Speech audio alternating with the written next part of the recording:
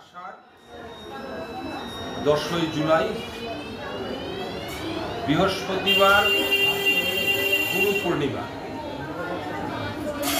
অর্থাৎ জগৎগুরু ব্যাসদেব হচ্ছে আমরা গুরু হিসাবে সবাই জানেন। আজকে তার জন্মতিথি উপলক্ষে জগৎগুরু ব্যাসদেব, কিন্তু আমরা সবাই গুরু আলাদা না, গুরু সবারই এক। জগৎগুরু মানে জগৎগুরু, সবারই জগতের গুরু। আর এই জগতের যারা পরমার্থিক প্রাপ্তি কামনার জন্য যারা গুরু স্মরণ, গুরুর কৃপা সন্নিধান করেন, কিন্তু কারো গুরু আলাদা না।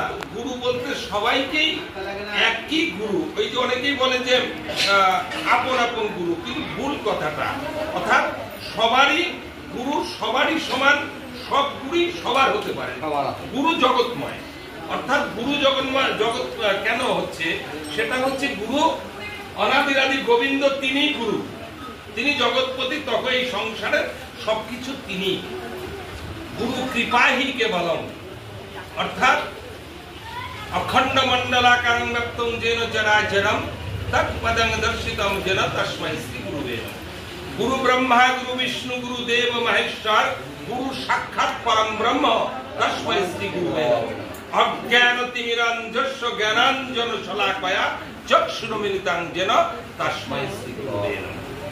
গুরুই হচ্ছে পরমার্থিক জগতে গুরুর কৃপা যদি হয়, যেরকম নিত্যানন্দের সন্নিধে আগে যেতে হবে, গৌরকে পেতে গেলে নিতাইয়ের কাছে যেতে হবে, নিতাই করুণা করলে গৌরীর কাছে যেতে হবে, গৌর কৃপা হলে বোঝে রাধা গোবিন্দকে পাওয়া যায়।